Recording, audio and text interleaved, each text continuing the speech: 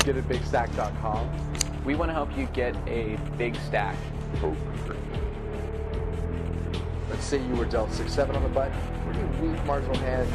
Be whittled away and shipped out across the table. Favorite hand is 10-9. You have 21 outs, and you have to get your money in.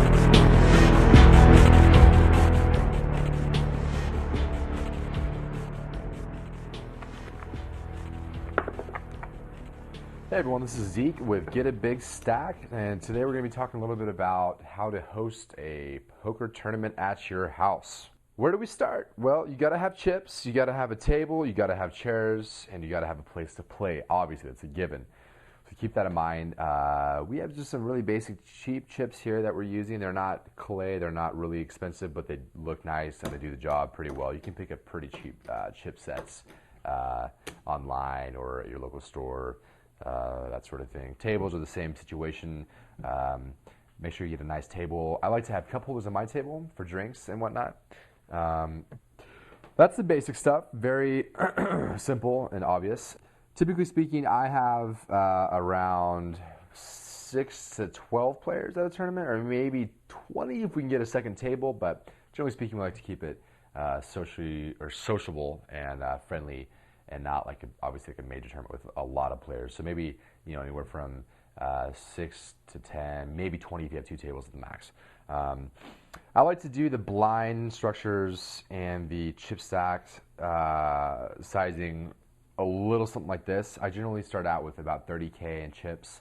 The blind's relatively low for the beginning, say half an hour. We have the blind level set for every half an hour to change, and they go up either double or they go up by 1.5 times the previous blind. So to start out with a 30,000 chip stack, we would generally have a 50 and 100 small and big blind to start with, and that's a pretty good amount because it gets a lot of action, a lot of hands. You can see a lot of flops in the beginning fairly cheaply, and that provides for a lot of really solid play and fun play in the beginning because they're not short stacked. You have 300 big blinds to start out with, and you're not going to see a lot of all-in pre-flop type situations. So you'll get to see a lot more hands and get to play because it'll be deeper stacked. The initial blinds were say 50 and 100. Then I like to do 75, 150, 100, 200, 150, 300, et cetera, et cetera.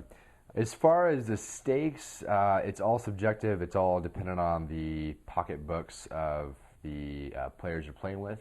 For myself, I like to keep it reasonably cheap. If we have it too high stake, then the people we invite over will leave all up in arms, and you'll see friendships go by the wayside, and you lose the focus of the game, which is primarily in a home game to practice your skills, sharpen your abilities, watch for tells in your buddies. Even though it's a good time, you're still really practicing and trying to keep that focus in mind. Number 2, you are trying to have a good time. So you want to keep your friends around. You want to keep them coming back. As I say, you want to have repeat customers, even though they're your buddies. You want them to keep coming back so you can keep taking their money and maintain friendship. So it's a delicate balance, and you want to be careful with that. Again, don't have it too high, otherwise you'll never see them come back, or you'll get stabbed in your driveway. So be conscious of the limits that you set. I guess the biggest things to take away from this little blurb are to make the stacks relatively deep stack in the beginnings, so anywhere from 100 to 300 times the big blind. Keep the blind levels consistent about every half an hour is what I like to say. Pretty basic stuff. I know you're capable of hosting parties and tournaments.